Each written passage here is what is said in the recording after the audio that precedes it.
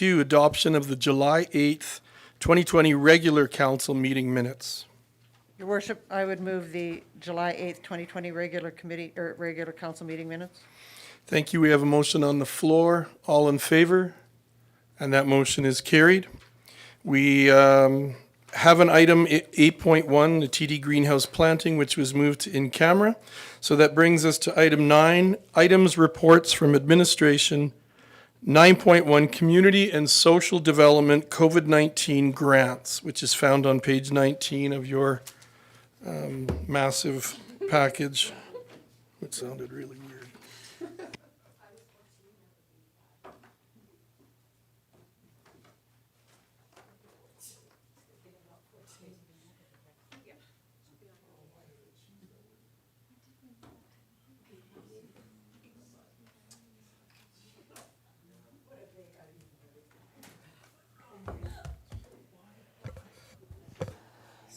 Good evening, Tracy, and welcome to tonight's entertainment fiasco. And we look forward to your report and presentation. So this evening, I'm here on behalf of Linda Bernicki, who couldn't make it this evening, to just update council on some grants we've received and some grants that we've applied for that we're still waiting on. So all the information is in front of council, and I can answer any questions on specific grants if you have them.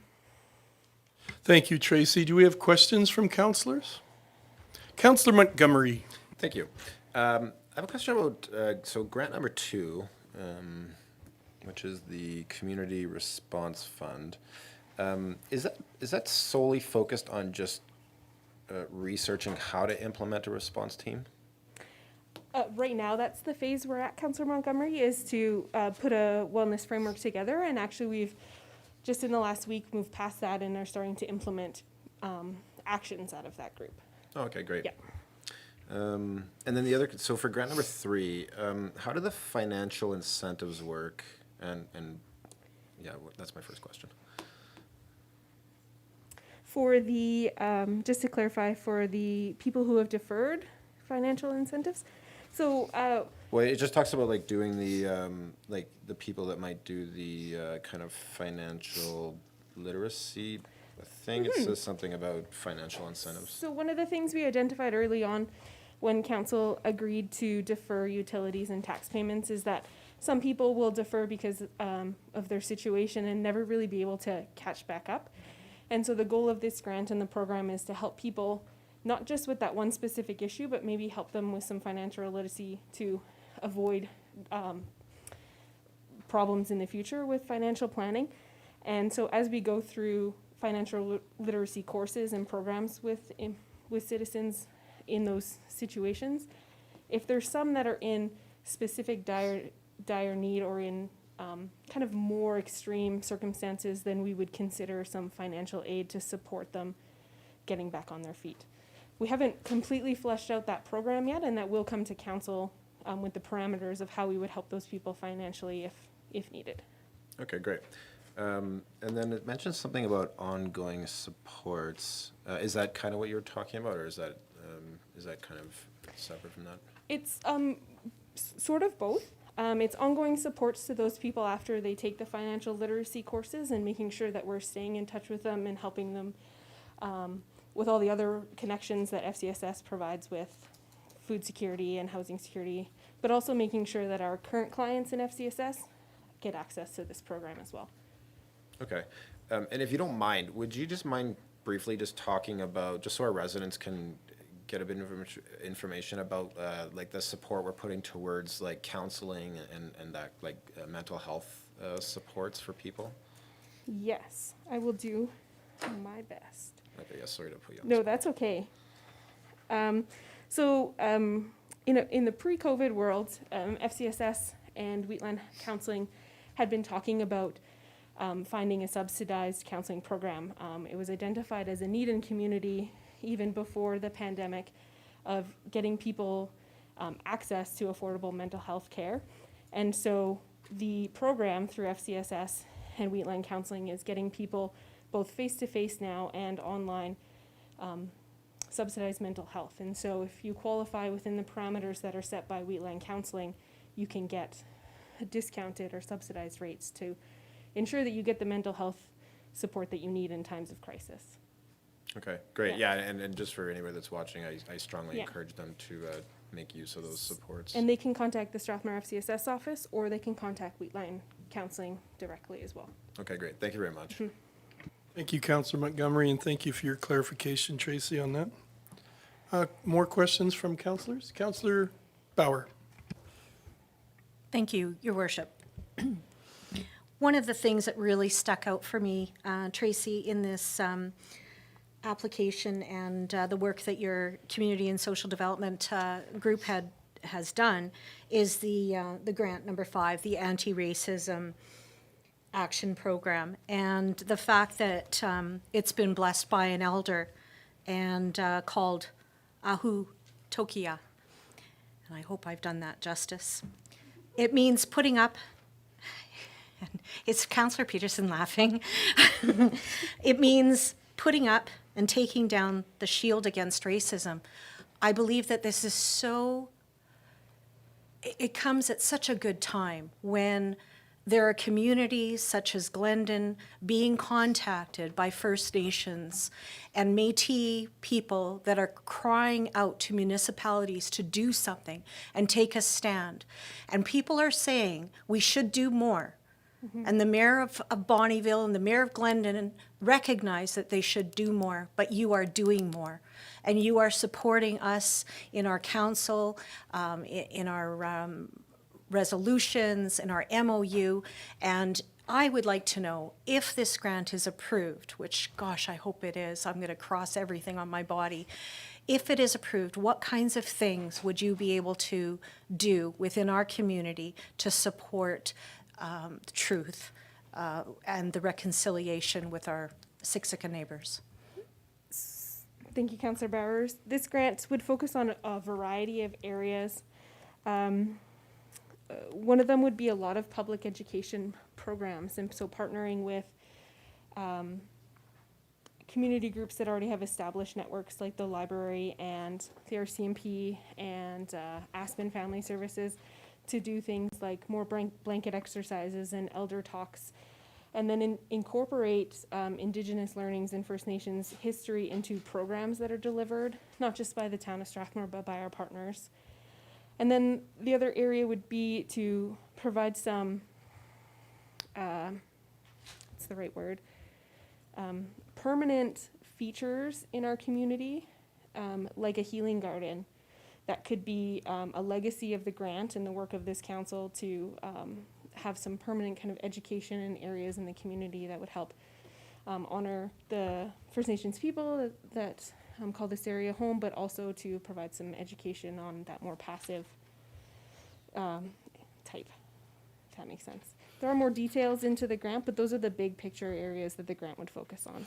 Thank you, and thank you also for reaching out. So many times we do grants on our own, but by you reaching out to the Siksika elder and involving our own resources that we have with Indigenous education, it's really made it a strong grant. Again, I just hope it's approved. Thank you. Thank you, Councillor Bauer. Councillor Corbeil. Thank you, Your Worship. Thank you very much, Tracy, for the report, and to Linda. I can't even thank you guys enough for reaching out and trying to be proactive in during this pandemic. Like all of these grants are probably in desperate need right now, as the FCS will probably be quite impacted now and in the foreseeable future. And I really want to say thank you to your staff. It's much appreciated. I was ready for a motion, but I see other people are waiting. Councillor Cox. Oh, sorry, Councillor Peterson and then Councillor Cox. Thank you, Your Worship. Tracy, the only question I had to follow up was with regards to the possibilities of the AWWA in terms of getting that grant. Would it have an intersection with the work that's being done by the two councils? Potentially. We really highlighted the work that's being done with the two councils and shared the MOU as part of our grant application. We are anticipating to hear back from them in September. And what's making us very hopeful of the grant is they're still very much engaged with us and helping support the initiatives that we want to do in the grant without getting the money, and they're in touch with Linda Bernicki probably on a weekly or bi-weekly basis. So we're very optimistic And what department is that? at the federal government. It's the federal government level, so it's through Indigenous Affairs. so, Correct. yeah. Yeah. I just think that there's a huge necessity to find an intersection so that we're not duplicating work and so that we, keep in our lanes and make sure that we have that really solid.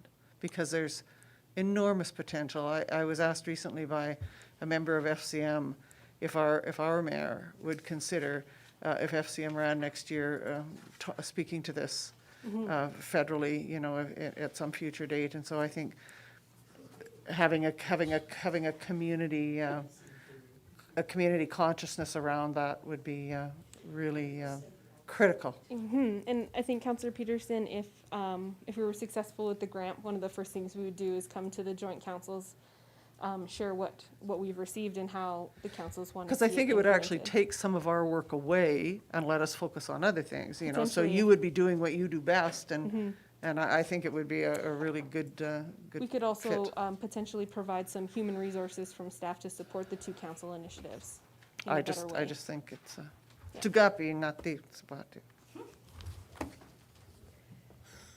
Thank you, Councillor Peterson. And we'll move on to Councillor Cox. Really glad I'm wearing this. Thank you, Your Worship.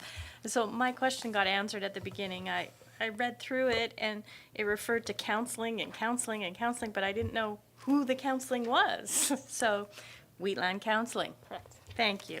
So I'm ready with the motion, Your Worship.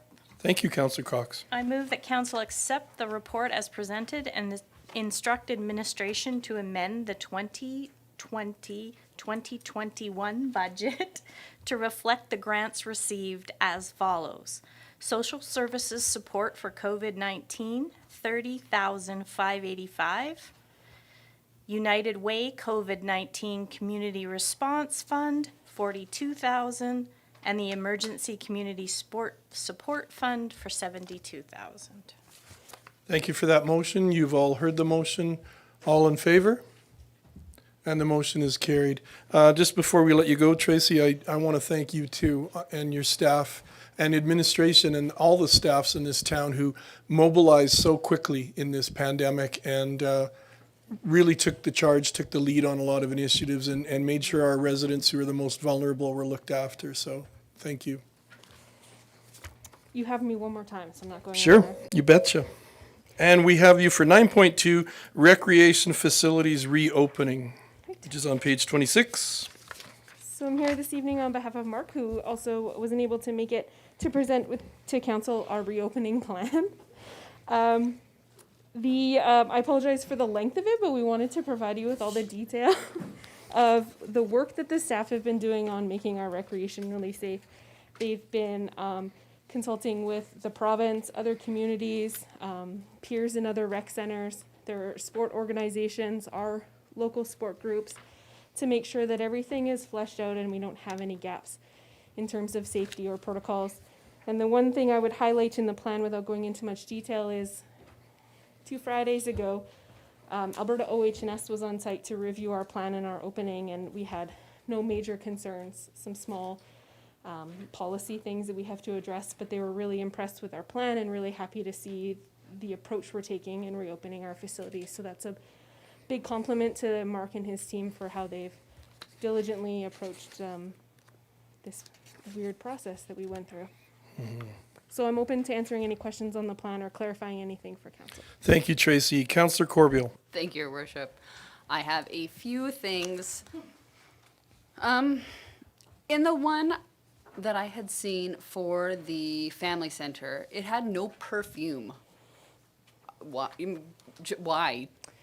So it's something that's recommended, actually. I thought it was. I think it's the only plan that I read it in, though. I didn't read it in the pool. I didn't read it in the other ones. I just read it in the. I just read it at the arena. Yeah, please. Perfume makes some people sneeze, and sneezing causes fear. I just read it in the arena. That's the only reason I was asking why it was specific to that. That was my one question there. I have a couple other It is the comments on that reason, one, yes. though. Yeah. It says that hockey players, obviously they come dressed. parking lot, whatever, wherever they get dressed. My only concern was goalies can't put on their pads before they put on their skates. So we've created space in the lobby for them to do some of those. I'm just making sure it was in, like, that we are going to allow them if they bring in their pads. Obviously, they're all the rest is dressed, just not that. And then my last question in regards to this is, so you don't want them to leave any personal things in the lobby where they put their skates, helmets, and gloves on. What do they do with their shoes? Like, I'm just thinking if some of the players come that have driven themselves, I don't know what they would do with their shoes. So Councillor Corbett, we've created spaces, I believe near the bleachers on the blue side, Okay. which is the only side that's open for them to put their shoes. Okay, and then they can grab them. And then they can grab them and exit through that side door. Okay, I can. If everybody else probably has a few. There's a couple of little things, but you can come back. Thank you. Thank you, Councillor Corbeil. Councillor Montgomery. So my question's of a similar vein, I guess. I noticed that people will not be able to change at the pool. Correct. Are you providing like a space for people to get undressed and yeah. So since we've put the report into council's package, we've been working with OH&S to have the family change room open. So we will limit numbers of people who go in there. They can change there and they take their stuff on deck with them so that they're not walking around in their bathing suits outside. I was picturing people showing up in Speedos and stuff, so. Yeah. Okay. And did I read correctly that there's a new diving board? Not a new diving board, no, but there's new protocols around the diving board, Oh, okay. around see. access. Yeah. Okay. And then there's just like a couple of things I noticed on like the cover page or like the table of contents, let's say, that I'll pass along to you later. Sure. Okay. Thanks. Thank you, Councillor Montgomery. I was very impressed with the various reports. Your staffs have done so much to get everyone ready, from things like the grid system at the swimming pool, as far as working out, to the empty lane at the sports center, as far as walking and jogging and running, leaving an empty lane between the people exercising. It's just very thorough, and it's another demonstration of how your staffs have put their heads together to find ways to make these places that much, well, obviously have to be safe, but have made them safe for our public. So again, kudos to you and your staff. Thank you. Any other, Councillor Cox? Thank you, Your Worship. So the report, as we've told the public already, is very thick and very huge. Ramifications in the sense of financial, huge for us. Like, we're going to be, all of our recreation facilities are going to be less capacity, less income. And because we have to go down this road, every single person that walks through the door, are we looking at like twice as much staff? Are we like... So in terms of financial impacts, we're not seeing a huge outlay of money to get the buildings where they need to be. There's been some money on signage and markers on the floor and a few weird things like, the plexiglass and changing out some stuff in the washrooms.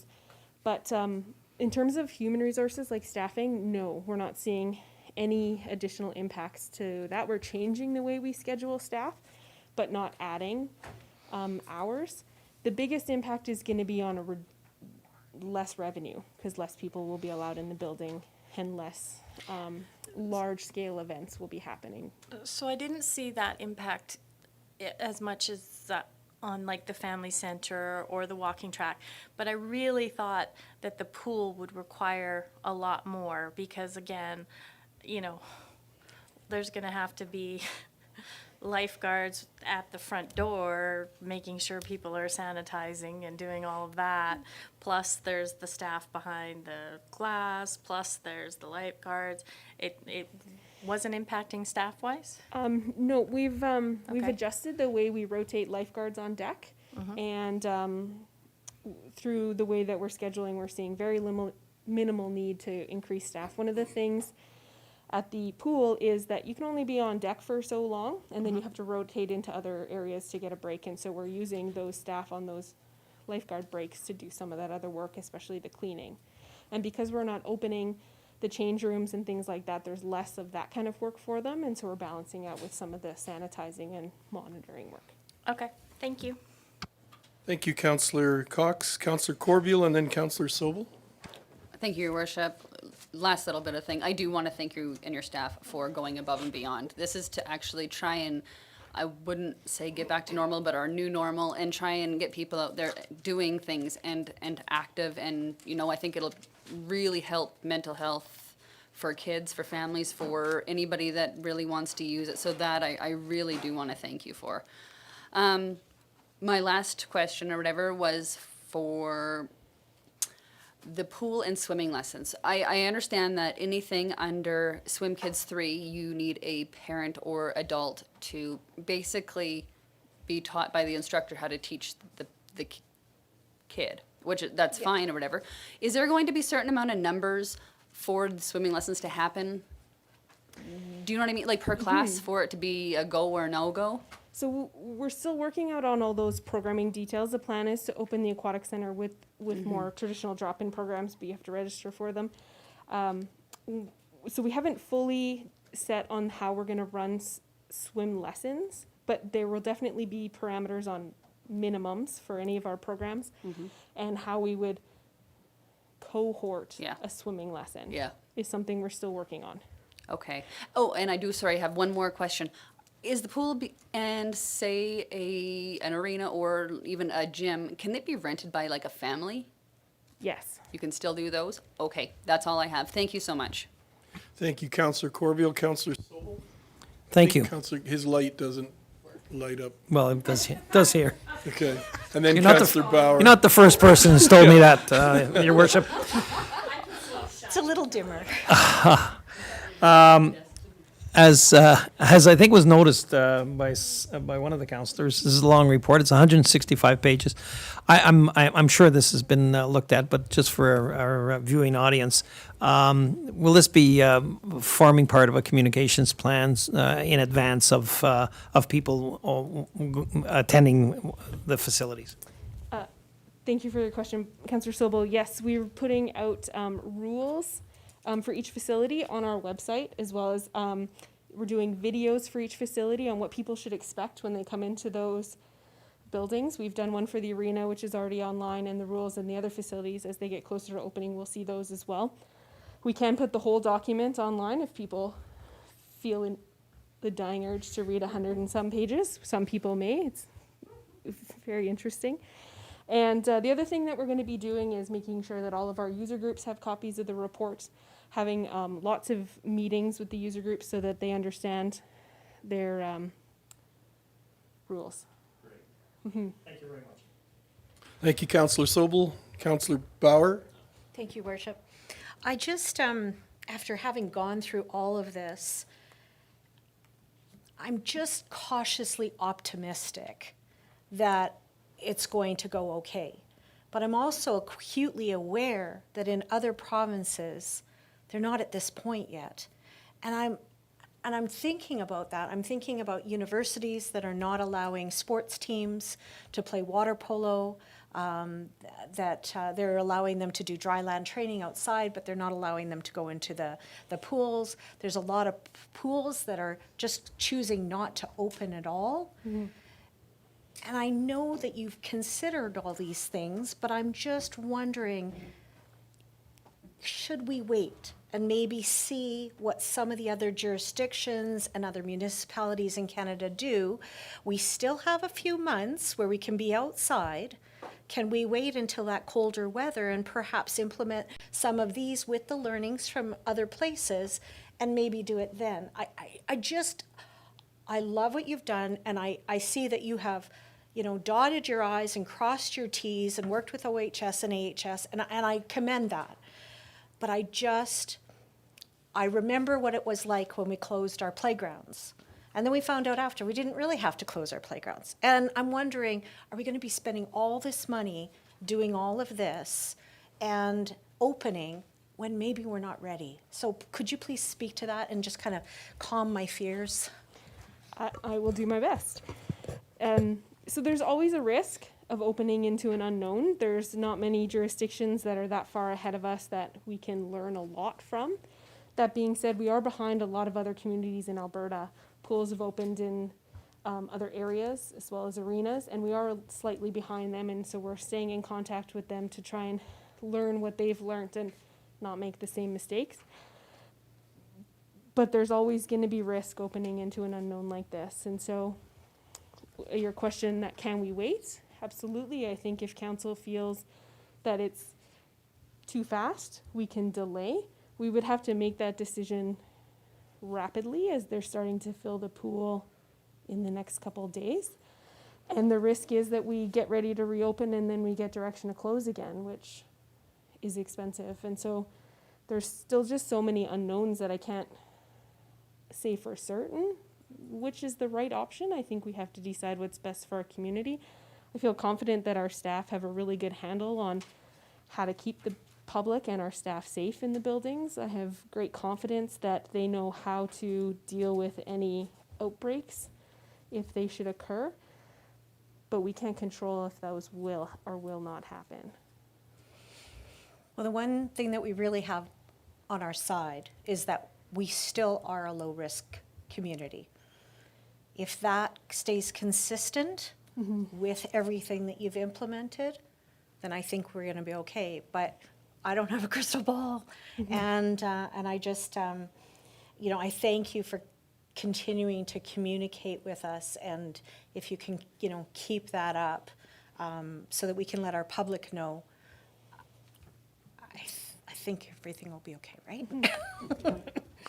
I think one of the big things that we've been trying to balance with deciding to reopen is what Councillor Corbeil mentioned around mental health, right? Recreation plays such an important role in people's lifestyles and mental health and way of life that it's definitely a balancing act between physical health and that mental health that has been lacking for a lot of people for quite a few months. Thank you, Councillor Bauer, and Tracy, thank you for your response. Councillor Corbeil. I was just ready with the motion, but if Councillor Montgomery has something to say, I can come back. Councillor Montgomery. Thank you. So something that, I guess, I'm concerned about is the fact that, we're limiting usage of the pool, for instance, and that's obviously, we have to do that. But, the pool is obviously a huge money loser to begin with, and yeah, so I guess, I've been wondering if we should maybe just leave the pool shut down, till we don't have to restrict usage anymore, which obviously could be some time farther in the future. What do you think about that? I hate to put you on the spot. I don't even know what to do with it myself. How would we go about even kind of looking at that closer? I guess. I guess, Councillor Montgomery, if council as a group had reservations, my recommendation then would be to put it on hold, and we can come back with more information in September when you reconvene. But until we know, it's a hard one to say what the right answer is when there's so many unknowns still. Councillor Cox, do you want to weigh in on something that Councillor Montgomery said? Yeah, I hear what you're saying. I also have the same reservations, but on that scale, we have employees for that pool that can't just go away for 4 months. So that's a huge cost.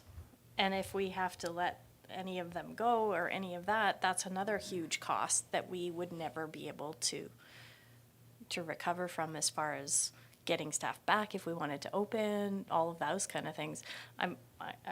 I hear what you're saying. I think the costs negatively outweigh everything. We have it's been a weird night. We have had pool staff reassigned, is that correct, into different things? Yeah, so back in April, we laid off all the casual employees on a temporary basis, which the labor standards allow you to temporarily lay off for 120 days. Some of them have been redeployed into the Parks Department. and some of them have been redeployed to the spray park to help monitor and clean. I think it's about a dozen employees total have been redeployed into those two areas. We haven't started recalling many of our temporary laid-off employees, but that would be the next step as we look to reopen. All of our full-time employees have stayed on working, and because we focused heavily on maintenance and some policy work for the facility. There's always costs associated with keeping a building closed. You never know what's going to happen to your infrastructure the longer it sits unused. I mean, a pool and pump systems and things like that are designed to be utilized. And so I don't even know if I could speak articulately about what would happen if you continue to maintain or not have them operational in a long period of time, because I don't think anyone's really done that to know. So that would be an unknown risk. Mr. Thackeray. If I may, Your Worship, I'd like to sway with Councilor Montgomery. If me and Lincoln.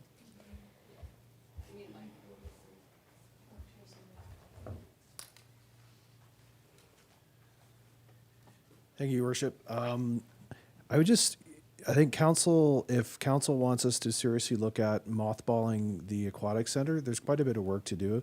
Because as my colleague said, the pumps don't like to be started and stopped; they like to be run, and there's a big cost with extended shutdowns, starting up again, and so I would recommend. At least for the time being, I would recommend we continue on the same path. If something does become more problematic with COVID, then I think we can bring back some alternatives to council. But it's very difficult to maintain the capacity and the technical expertise that we need because of the pumps, because of the equipment, and some of those positions are hard to fill. So it's hard to sort of stop and start unless we had some more certainty. So I'm just very mindful of that, and I'd rather either not do it, not that I want to, or just keep doing it on a very careful basis. Thank you. Thank you, Mr. Thackeray. Councillor Bauer. Thank you, Your Worship. I'm very carefully weighing everything that you're saying right now, and I would like to make a proposal. Because this council values mental and physical health, and the whole person so greatly, I would like to propose that for the first week that all of our facilities are open, that we offer them to the public for free. And I would like to just make a stand as a municipality that we have complete faith in our staff, that we have gone above and beyond, and we'll share everything on the websites. We'll let people know these are everything that we're going to do. And that would mean, of course, people would come, and we would have still protocols in place only to allow a maximum of people to, but we would really say the people that need it, please come out, because we're ready for you. And it would give us, I think it would put us on the map for really valuing health and wellness. Would that be something council would entertain? Councillors, did you want to comment on any of those comments? Councillor Peterson? I think it would be my preference to leave it with our recreation people who've spent months doing this. And I, if you said that Norm came in and he approved what you did on the basis of what you did, and this was not one of the elements, because I know how he would look on this, and it would be with a certain amount of worry for obvious reasons. And so my preference would be to leave it in the hands of recreation. Just because of the 170-page document that we have here shows the months of planning that they've put into this. And I appreciate Councillor Bauer's sentiments, I really do. But I just think that there are unforeseen outcomes or potential outcomes around that. Thank you, Your Worship. Thank you, and if I could weigh in just before you do, I wanted to echo Councillor Bauer's earlier statements. I'm still very concerned. I watch the numbers constantly, and it's on my mind constantly, and I get emails regularly from a couple of people who feel that we've taken this far too seriously, but I do worry.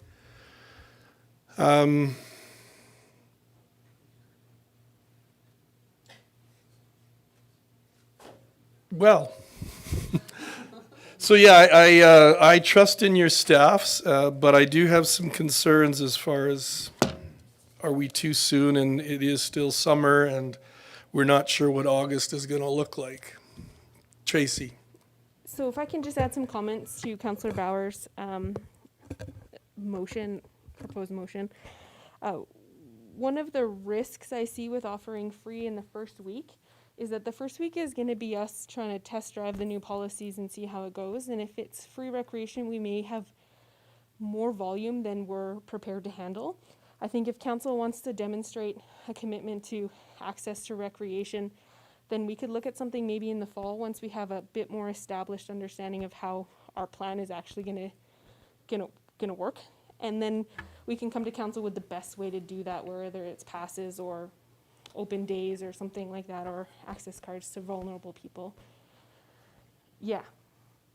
And I'm not smart enough on our software system to know how that would work, so I need to talk to Mark. And can I just add one more comment? Sure. Your worship, so one of the big changes is that there's no traditional drop-in programs. And so if you want to come to Lane Swim or Public Skate, you actually have to register. And so we would encourage all residents to go online, create a Perfect Mind account, and then you can go online and you can register for those traditional kind of drop-in programs. You won't be allowed to just show up and access a program at this time. So it's very easy to set up an account. You can call any facility and they'll walk you through it if you have challenges.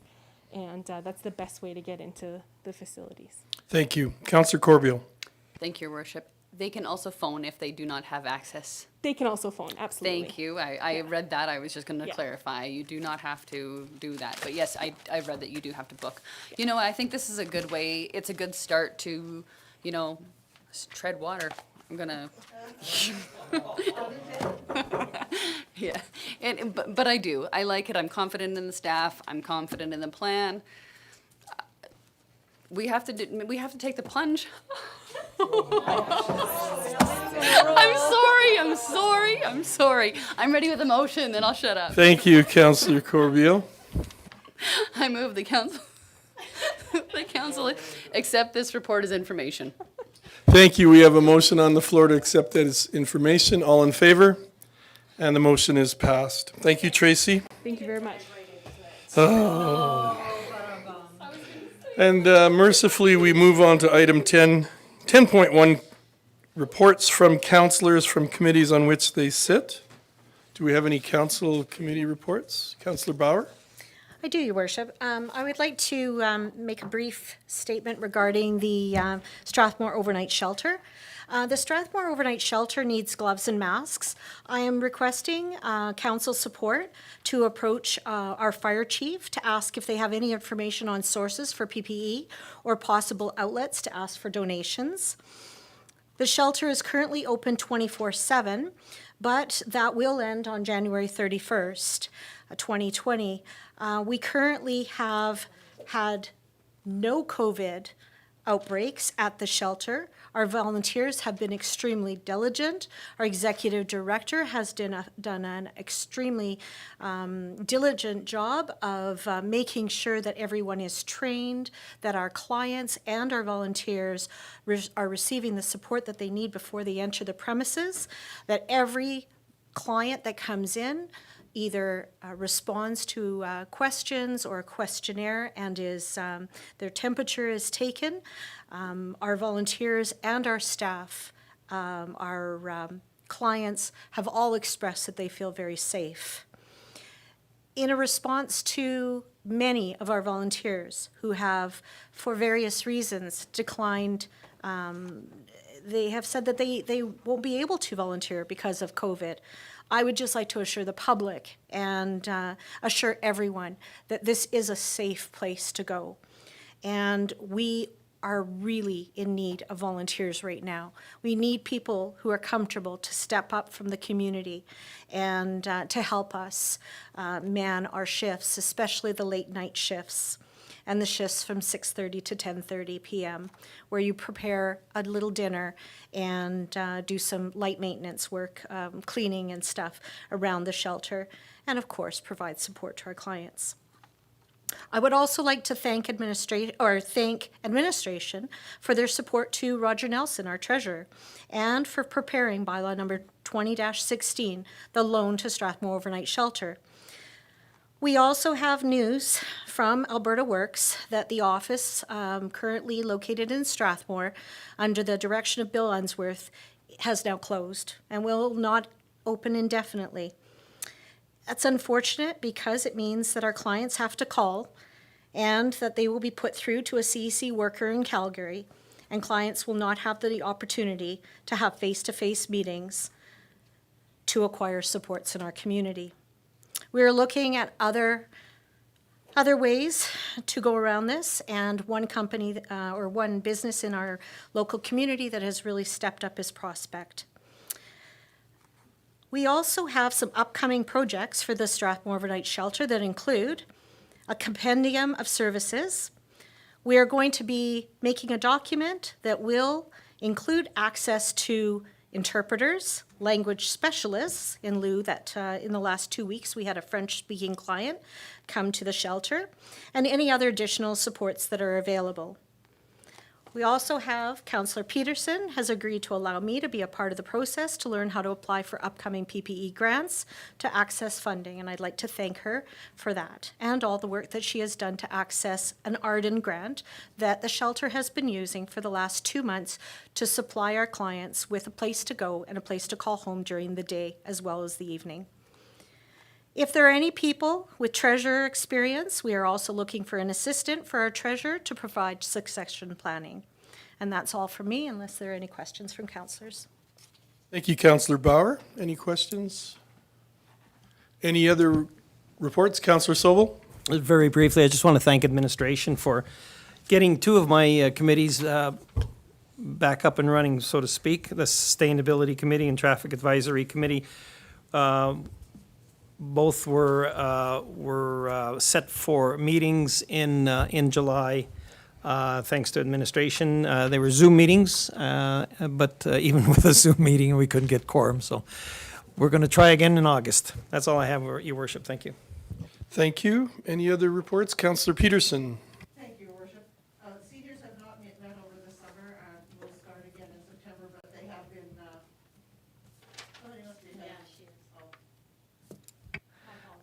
so they are looking forward to meeting again in the fall, but they have been certainly communicating informally. And the Wheatland Housing Management Body today interviewed for an architect. We do not know. I don't know. Do you know? No. So it hasn't been announced yet, but we're very excited that that process is moving forward. And I would, Wheatland Housing Management Body secured the services of Doug Lagore to that end. I'm very appreciative of all the work that that building committee has done. That's Len Vormans, Barry Neffen, and no, this is just on the interview committee. I'm not on it. And Glenn Kester. So a lot of thanks to them with Doug's help.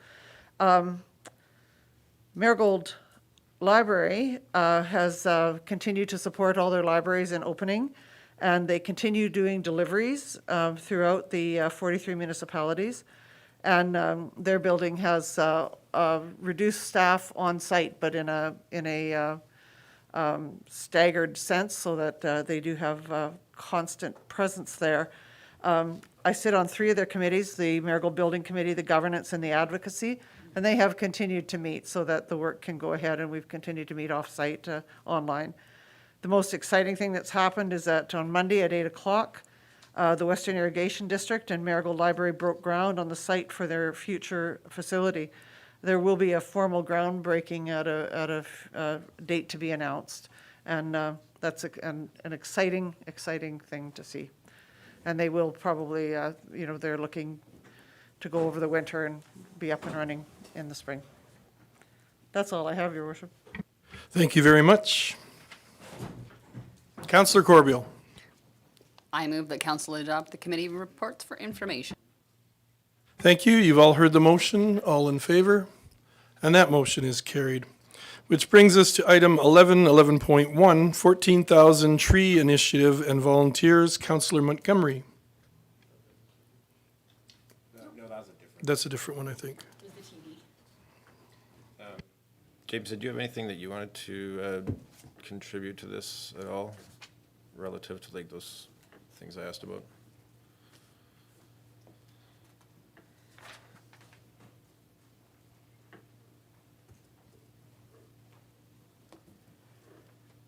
Thank you, Your Worship. At this time, we can say that staff this was assigned to a staff member, because this item came up, back in February, I think.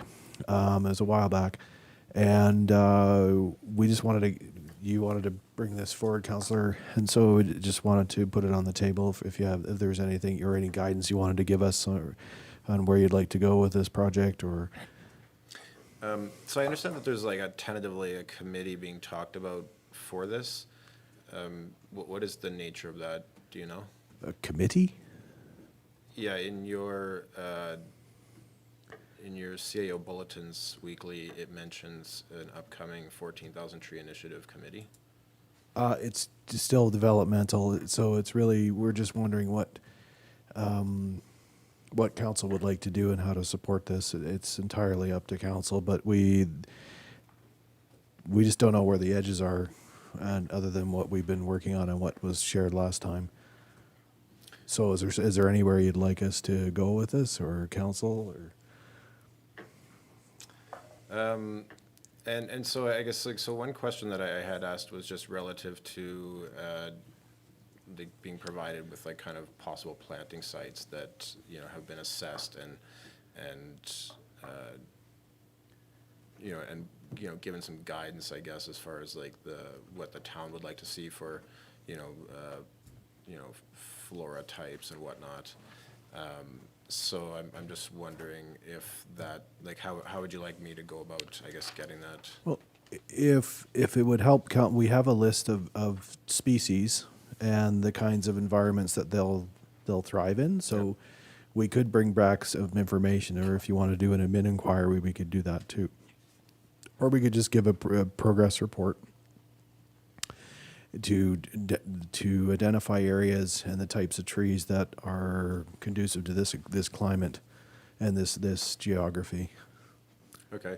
And yeah, as you mentioned, like earlier this year, probably around February or so, we had passed a resolution to have the town assess like what kind of resources can be brought to bear. And I understand it's obviously kind of a secondary concern, but do you know when that will be brought back? There was an action item for council, and everything got put on the back burner because of the COVID. Yeah. Because literally weeks later we were in a major pandemic. So we can certainly bring something back. If there's anything particular that council would like us to look at, we're happy to do that.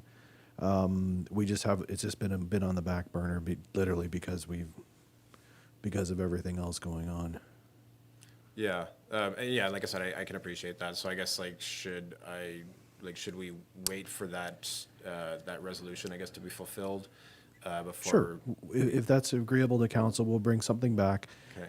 Probably after the break, and we can at least bring it back for discussion at committee of the whole, if that's agreeable. Yep. Okay. Thank you. Yeah, I guess if I could just speak to this.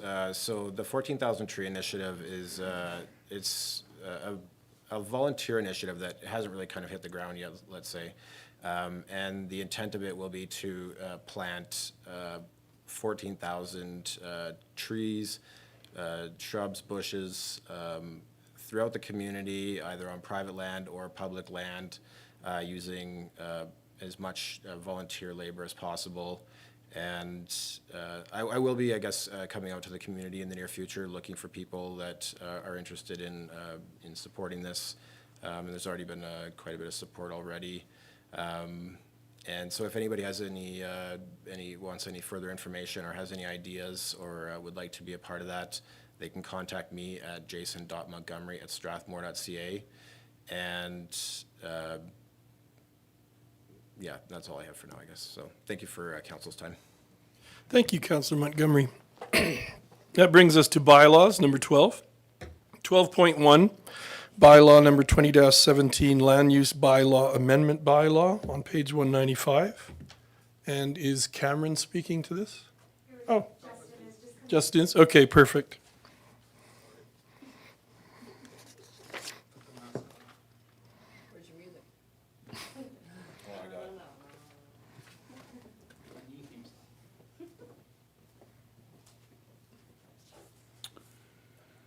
Thank you, Council. This is a bylaw request from a citizen who is hoping to move forward a sale on one of his properties. We're asking for first reading from R1 to R2 to help him with the sale. We do have a presentation if you'd like. Otherwise, we're asking for first reading. Councillor Sobel? I'm prepared with first reading unless there's anybody else needs anything. Your worship, I'd move that council give first reading to bylaw number 20-17 being an amendment to the land use bylaw. And that council, you want separate, Jen? And that council hold a public hearing for bylaw number 20-17 on September the 2nd, 2020. Thank you for that motion. You've all heard the motion. All in favor? And the motion is carried. Which brings us to 12.2. Bylaw number 20-18, land use bylaw amendment bylaw, page 204. And you're here for that again, Justin? Yes. So thank you, Council. This is bylaw 2018. If Council remembers, administration is proposing a low-density residential consolidated district to help developers in new communities to be able to react to market changes and to have more of a flexible housing form and uses within new communities. So we're asking Council for first reading at this time. We do have a presentation if you'd like. Councillor Peterson?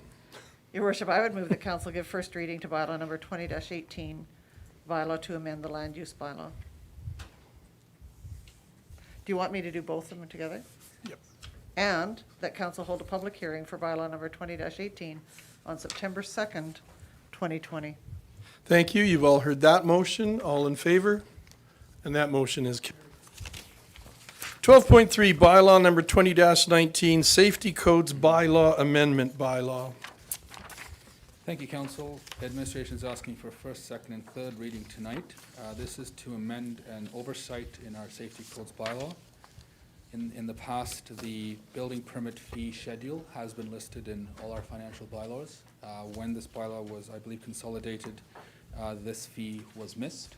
We are not proposing any changes to that fee, and we're just here to ask that this bylaw be now formalized.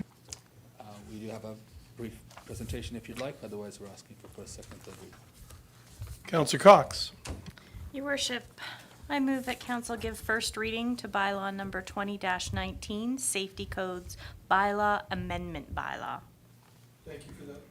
Thank you for that motion. All in favor? That motion is carried. Councillor Peterson? I would move that council give second reading to bylaw number 20-19, safety codes bylaw amendment bylaw. Thank you. And now that we have a motion for second reading, is there any discussion on that? Seeing none, all in favor? That motion is carried. Councillor Corbeil? Thank you, Your Worship. I move the council give unanimous consent to a third and final reading of bylaw number 20-19, safety codes bylaw amendment bylaw. Thank you for that, Councillor Corbeil. You've all heard the motion. All in favor?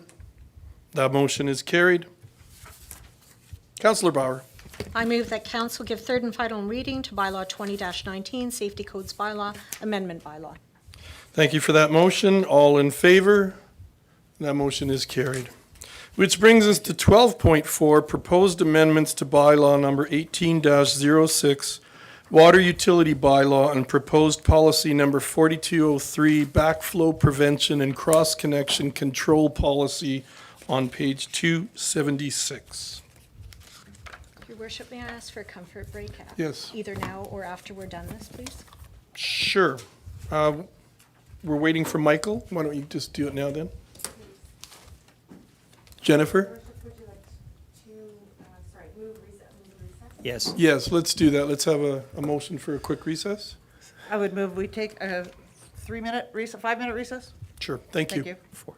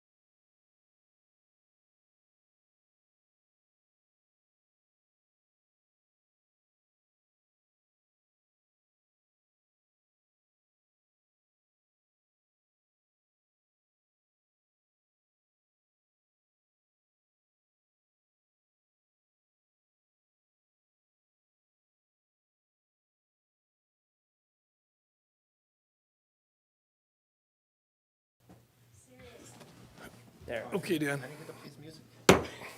Okay, welcome back to the regular council meeting. We are on item 12.4, proposed amendments to bylaw number 18-06, water utility bylaw, and proposed policy number 1403, backflow prevention and cross-connection control policy.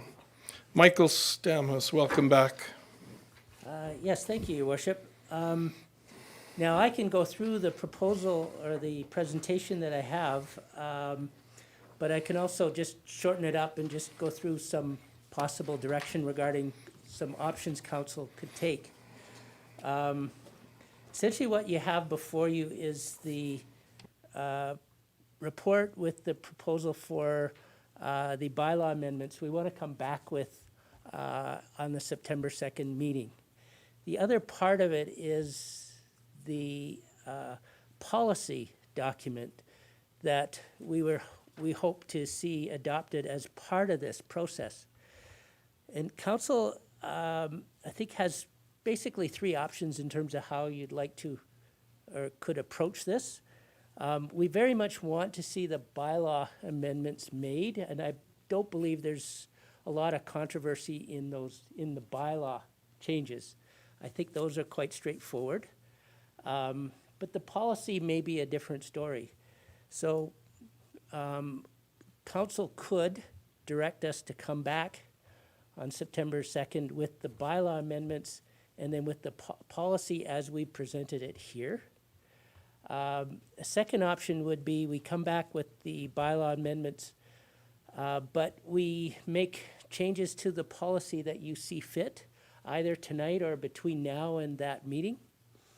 Or thirdly, if council has some discomfort and would like to review this policy at greater length, we could come back with just the bylaw and then take some direction from council in September regarding the policy, and we would just hold off in implementing that policy with our existing customers until council is comfortable with it and we actually enact that and adopt that policy.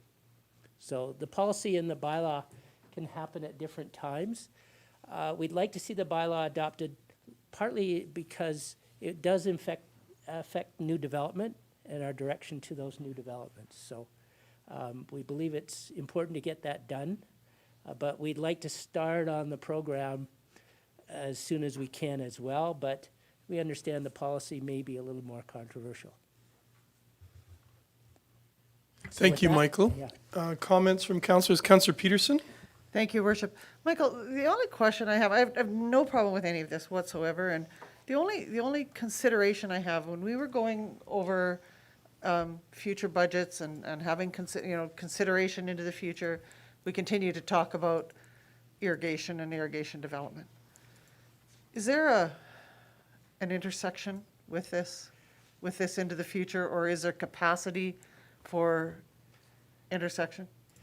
Well, the way the cross-control bylaw and the policy would work is if there are irrigation properties, a farm property that is actively doing things like fertigation, it would fall under this bylaw as we amend it. So we can require a farmer who is fertigating, as an example, Yeah. to set up cross-connection control through backflow prevention under, if we adopt or change the bylaw. What I was talking about was that there was a time when the majority of this community, when it was still under 6,000 people, where everybody had irrigation to their backyard from the canal. So we have, from time to time, talked about reconsideration of this into the future. Okay, at this time, the bylaw does not contemplate requiring backflow prevention for residential properties. So if you are a residential property, you have irrigation, typically you have it for perhaps some fruit trees or Right, perhaps a large lawn and flower beds in your yard. The bylaw at this point would not include residential properties. They're deemed to be fairly low risk, and there's very few municipalities that do require it. Right. My belief is that the town has large number of industrial and higher risk properties, and that's where we Yes. should be focusing. Yeah, I gotcha. All right, thank you. Thank you, Councillor Peterson. Any other comments from councillors, how you want to proceed? Do you want to just, You gonna move? sure, here we go. Thank you. There's not really No, move. Yeah, so I mean, I read everything as well as I could, Michael, as far as my understanding of the systems go. Sorry, I'm not really all that familiar with it. But I am fine with the amendments to the bylaw.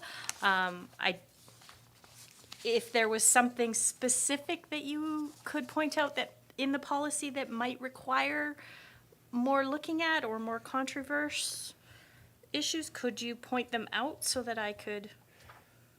Yeah, I guess the reason that we're saying council has the opportunity to have a hard look at the policy and give us feedback, we're trying to make it so the policy can be implemented in a reasonably painless way for our customers. But I do expect that we will probably get some kickback from a few customers as we go through the process. This will take a while. We're not going to be doing all the properties in 1 year. We think it'll take us a few years before we get to all of them. We do want to tackle the highest risk properties, and some of them may find that, yes, they have to spend, you know, $1,000, $2,000, maybe under some circumstances it might be more than that. And so we may get some kickback on that. But the messaging will be that this is an important safety concern and a liability concern, not just for the town, but for those customers as well. There's potential liability issues directly to those customers. So whether council would like us to spend time doing some extra messaging, whether you'd like us to make the process a little bit softer than it is, we think that we've struck a reasonable balance in terms of patience and time and approach, but it's up to council in terms of, it's your policy, and we want to set it up so that we can implement it, but we want to do it in a way you'd like to see it. So that's really where we're coming from. So, Your Worship, if I recall correctly, we discussed this and we discussed it being a hardship on some businesses. What if it is? What are we proposed to do to soften that hardship initially? Can we offer to loan them to get it going and then pay it back on their utility bills, something? Well, that's what the policy is saying, yes. Yeah. So what we're saying is if, to a customer, if you cooperate with us and do this in a timely way, and we don't have to hound you to do this, we'll give you the opportunity to have us install it, and then you would get a rebate, which would probably be in the range of about 15%, maybe 20% of the cost. And that would vary, but, and then they would have the opportunity to pay monthly over 2 years the cost of that installation. So, like a used car salesman says, 24 easy payments type of thing, and Perfect. hopefully take that pain away. Yes, thank you. thank you. Councillor Sobel, did you have a question? I do, more of a comment, I guess. No, maybe a question. So certainly the bylaw itself, as you noted, I don't think there's any issue with the bylaw. This is a safety issue, and it's one that has to be dealt with sooner or later, preferably sooner. But in regards to the policy, rather than play around with it, I don't think there's going to be, at the end of the day, maybe any changes to the policy. So if that was to come back at the same time, but make it effective January 1st, 2021, which would give you some time to deal with the businesses and get them ready for this and put out some comms. I don't know if that's a good idea or not. All I'm saying is it would give another, well, if this comes back September, it would give 3 months to give some warning to everybody that this is coming in 2021. Yes, if that's council's desire that we approach it that way, we can certainly do that. We could just say, we'll bring the policy back and we'll just say, council would give staff direction to start implementing it as of January 1st, and we'll send some messaging out through the fall. That sounds like a good procedure to help them with their budgeting and their planning. Councillor Cox, were you still ready to do a motion? Perfect. Your Worship, I move that council direct administration to bring forward the proposed amendments to bylaw number 18-06 and the proposed backflow prevention and cross-contamination control policy. Connection, what did I say? Sorry. Control policy 4203 for consideration at the September 2nd, 2020 regular council meeting, with the implementation to be as of January 1st, 2021. Thank you for that motion. Is there any discussion on the motion? All in favor? And the motion is carried. Thank you, Michael. Thank you, Your Worship. Which now brings us to item 12.5, bylaw number 20-20, tax rate bylaw amendment bylaw, page 297.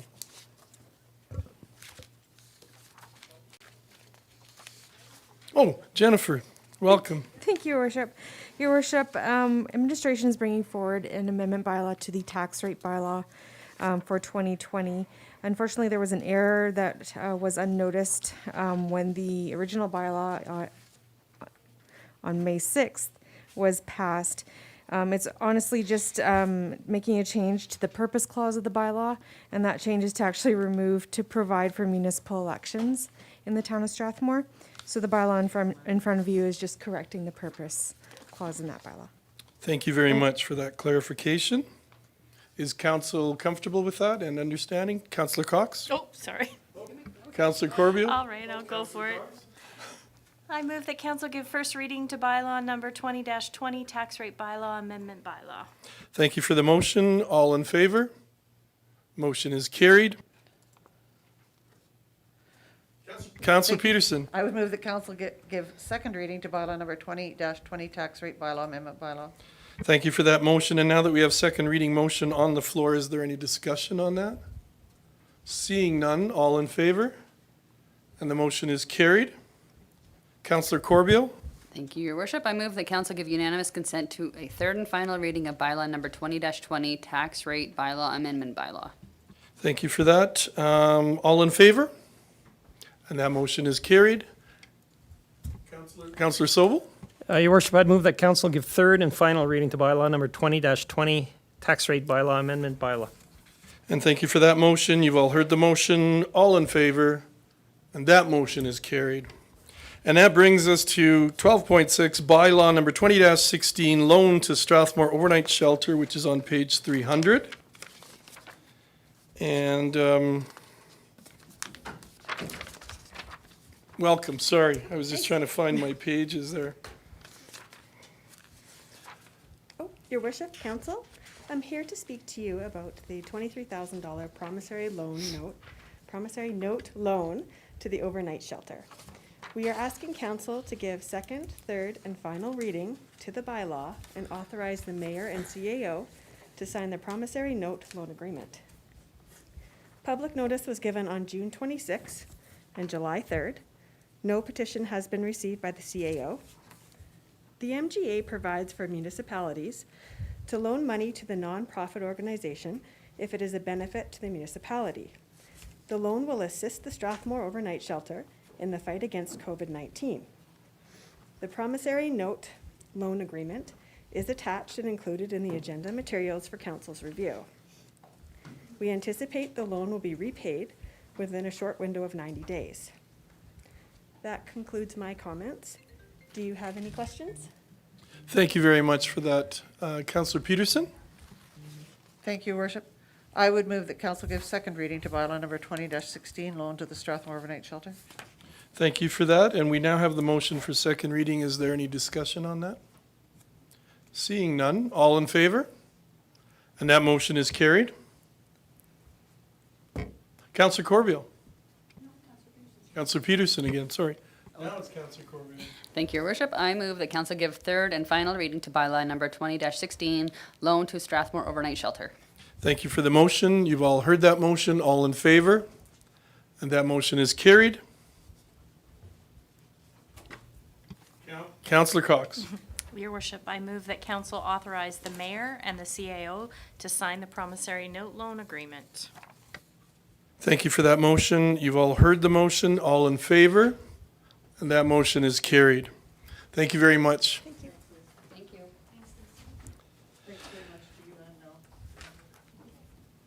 And that brings us to urgent business. I don't believe we have any urgent business tonight. Item 14, questions between councillors and/or council statements. Councillor Peterson? Thank you, Worship.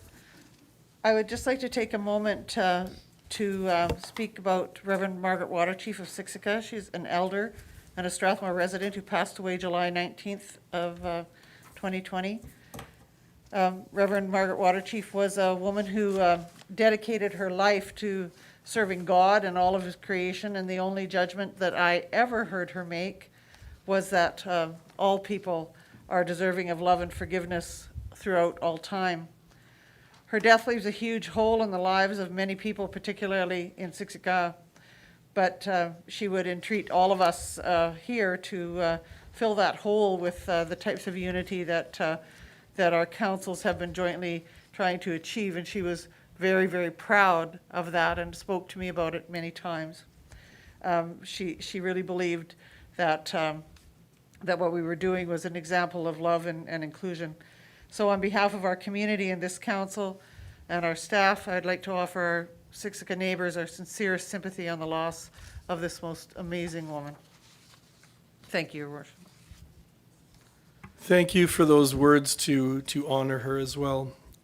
Are there any other comments from councillors or statements? Seeing none, we move on to item 15, administrative inquiries. 15.1, administrative inquiry response handy bus, page 305. I think we've all had a chance to read these over, and we had a chance to actually discuss them a bit too earlier in camera. Councillor Peterson?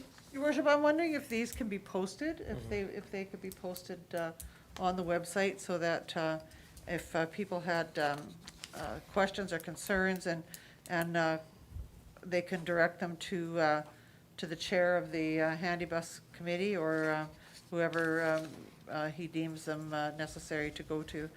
And I think that I appreciate that administration did such a good job of answering these administrative inquiries, and I'd just like to say that the seniors who have voiced their concerns and the 14 seniors who, or the 16 seniors who brought forward these 14 questions are interested in them, and we'll be happy to have answers to them. And I think they are just concerned that there will be a handy bus presence going forward, an affordable handy bus process going forward. Thank you. Thank you for that, Councillor Peterson. Could I speak to that, please? Sure. Councillor Montgomery?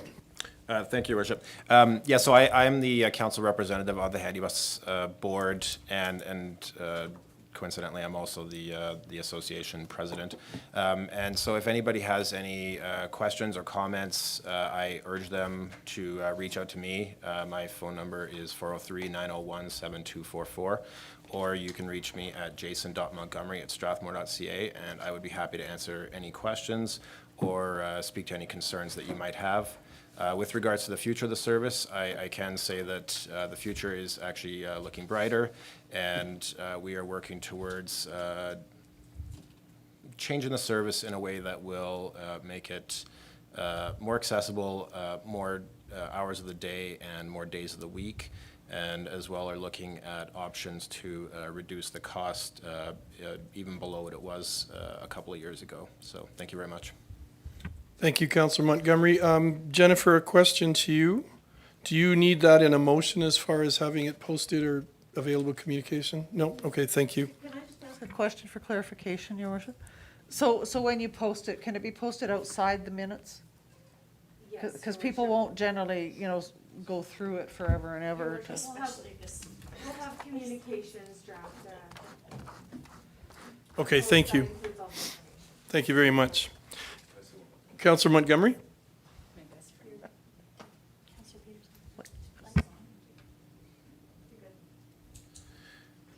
The only thing I was going to say is I noticed a couple of errors in the report back, just with regards to the contribution by Wheatland County. At one point it listed as 50,000 and then another point at 30,000. The actual amount that they contribute per year is 35,000. Thank you. Which numbers are those? Which numbers So the question is, what other agencies contribute to the funds of the handy bus? That one doesn't have a name. And then the other one. 35,000? Yeah, so that's what their contribution has been. Okay. So Jennifer, you'll make sure that that is corrected then? Thank you very much. And that brings us to 15.2, Administrative Inquiry regarding public bodies of water. Ryan, you're speaking to this, and welcome. I have. I'm not sure if I'm allowed to give paper copies anymore in this new world, but I have them. People can leave them.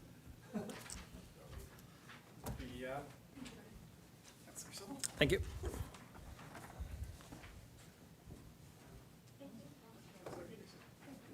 And? Then I'll share. So the administrative inquiry was regarding the use of Kinsman Lake and Strathmore Lakes for recreation purposes, specifically surface activities such as swimming, paddleboarding, kayaking, and then winter activities like ice skating. So the town's response here, at this point the town's website says these activities are prohibited. So the town's, I want to say Path and Parks bylaw also prohibits these activities. Storm ponds, I don't know if people want me to read this aloud because I didn't get it in early. They're part of the town's drainage infrastructure and serve as collecting and settling areas for water that runs off roads, lawns, and roofs. So the town can't guarantee the quality of water. Even if we undertake to test these regularly, a single rain event it brings stuff in. It brings in, because we're in a system, it'll bring in everything from golf course wastes to some of the agricultural waste across the road, whatever people put on lawns, and of course whatever drips onto roads. So these are intended as settling ponds.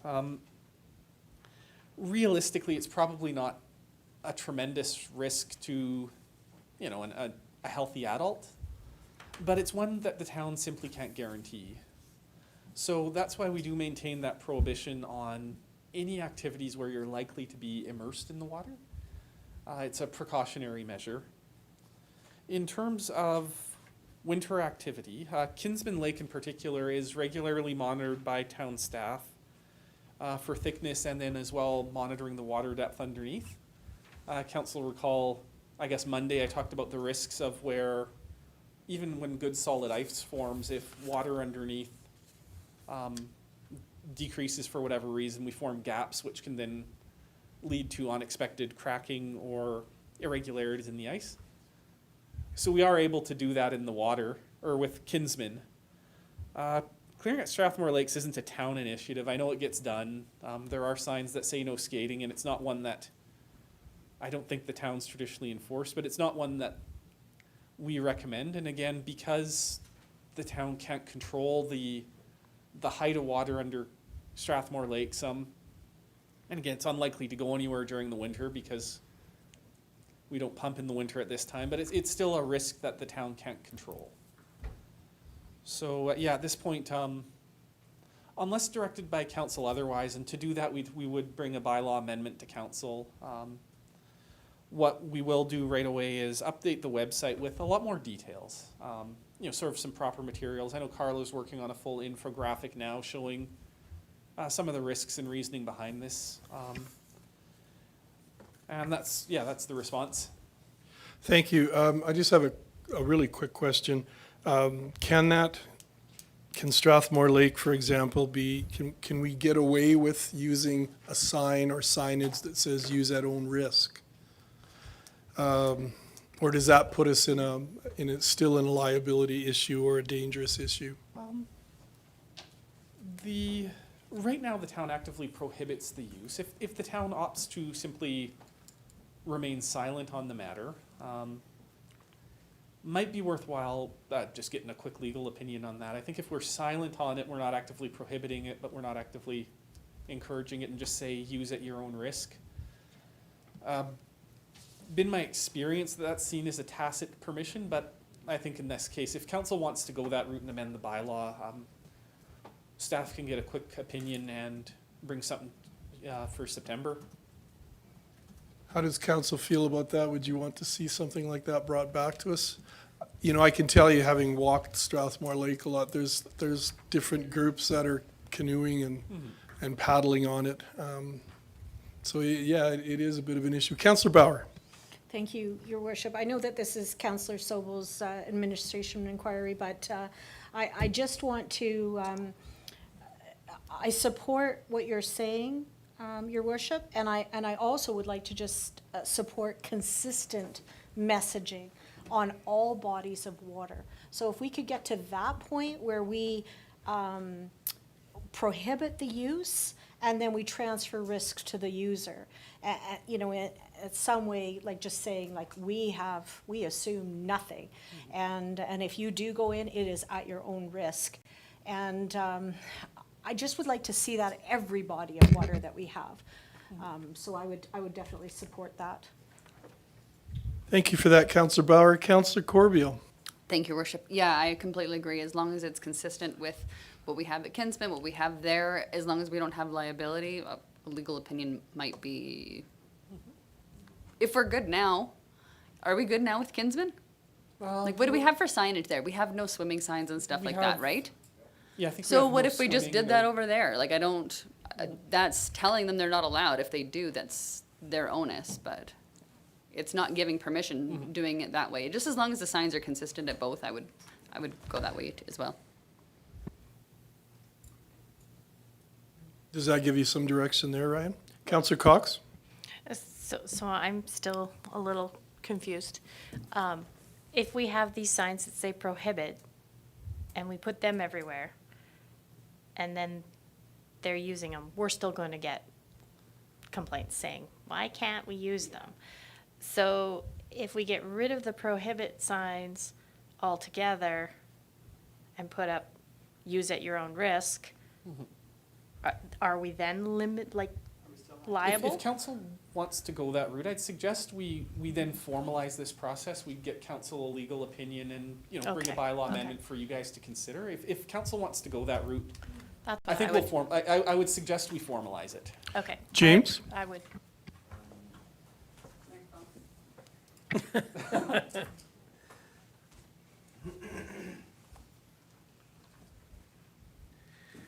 I realize there is an interest and there's a challenge with people using our storm ponds, but at the end of the day, they are just that. They are storm ponds. They are not recreational bodies, and I would recommend council tread very cautiously for any kind of access. When the pond's frozen in winter, that's one thing, and we have a controlled access in Kinsman. But they really are what they are, and they're not recreational bodies. And the possibility of swimmer's itch and things because there's waterfowl in there is, depending on the day, it can be higher or less. I just don't recommend recreational use of those bodies.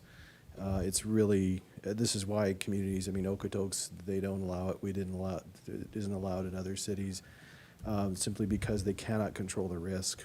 I do have a question then. Yes, sir. Does our non-enforcement of that bylaw give any kind of tacit or informal approval?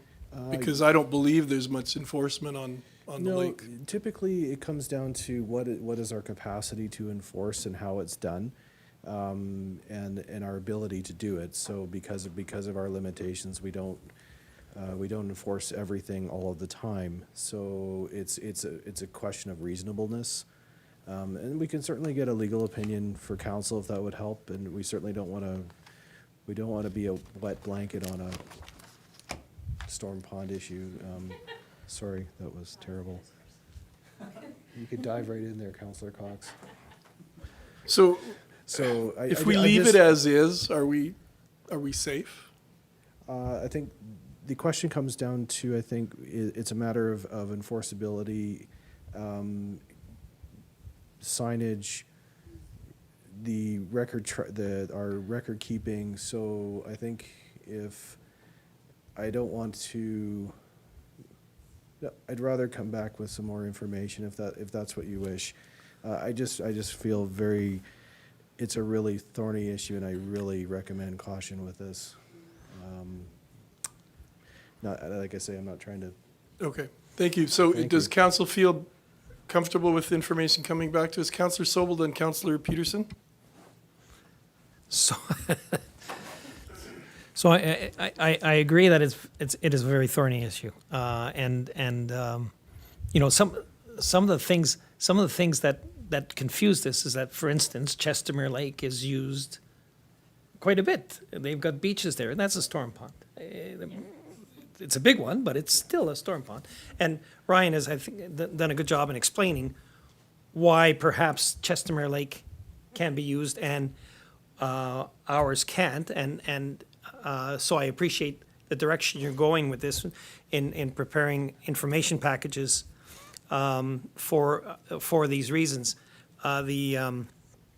The issue that a couple of councillors have raised is in regards to consistency, and I think that's really important because we've had Canada Day celebrations where we have sponsored canoes out on the lake. So where is our liability there? And this, I think, does come down to liability. At the end of the day, it's a liable issue, and I think if you turn around and say use at your own risk, I'm not a lawyer, but I would suspect that the lawyer is going to come back and say you're assuming liability. So, as much as I brought this thing forward with the hope that we could do this, but I mean, not at the risk of a lawsuit to the county, to the town, and possible health issues to some of our residents. So,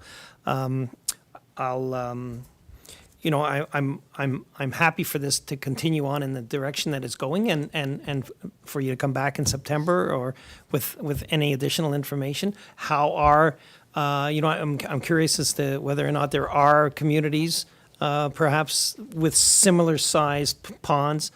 I mean, each of our two ponds has got different ingredients that make this difficult. You know, I mean.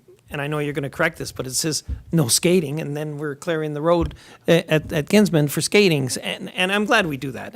So I think maybe just some amendment that skating is permitted at certain times of the year under We're authorized by the town. under authorization. So, yeah, I'm almost sorry I brought this up, but it's something that I think we have to deal with and start dealing with in a consistent manner. Thank you, Your Worship. Thank you, Your Worship. Thank you. Councillor Sobel, Councillor, did you want to respond to that, Ryan? Sorry. I was just going to respond. One of the big things that makes some lakes safe and others less is sort of the residency time of the water, we'll call it. So, you know, the degree to which fresh stuff from non-runoff sources is flowing in, and let's stick with the residency, evicting the runoff water, moving that down the system.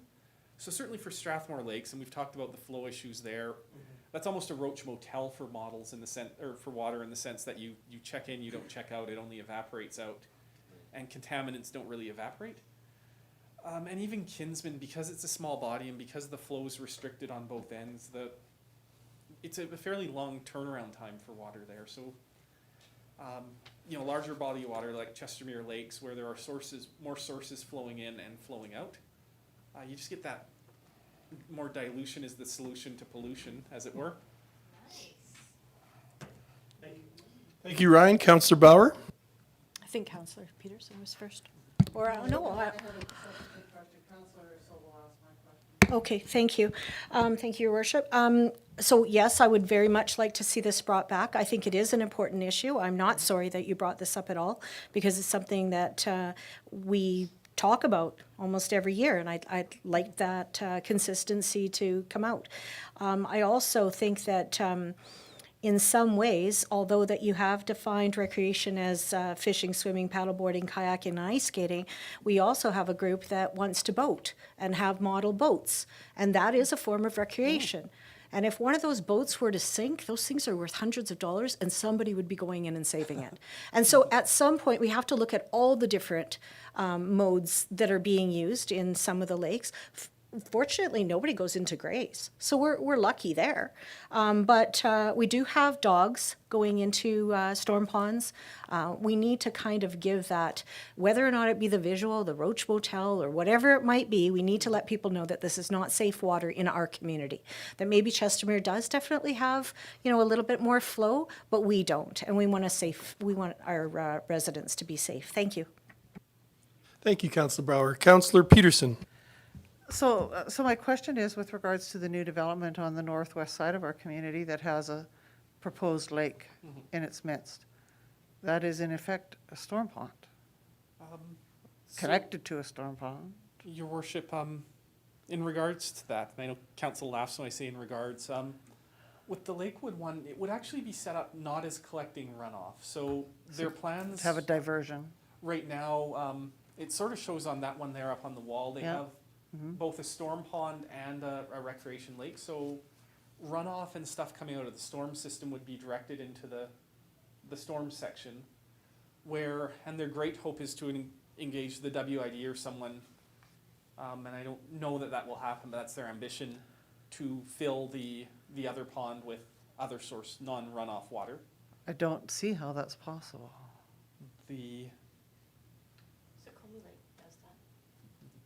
That hasn't worked out too well.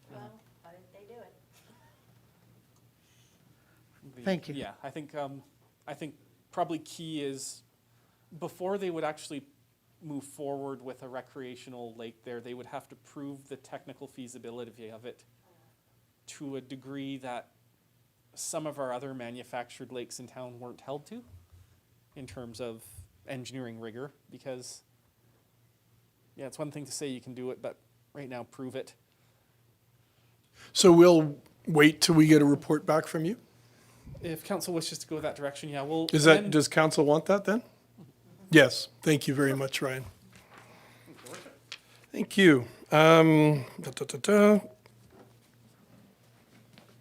believe that brings us almost to the end of this, and then we need to go in camera. Deborah. We just have one administrative inquiry submitted from Councillor Montgomery, and I'm just going to read it quickly. If an heavy item garbage day is cancelled, should there not be a rebate? Thank you. So looking for a motion to go back in camera for the two items that are left. Councillor Corbeil. I move that we go in camera. Thank you. We have a motion to go back in camera to finish up the last two items at 8:49 from Councillor Corbeil. All in favor? And that motion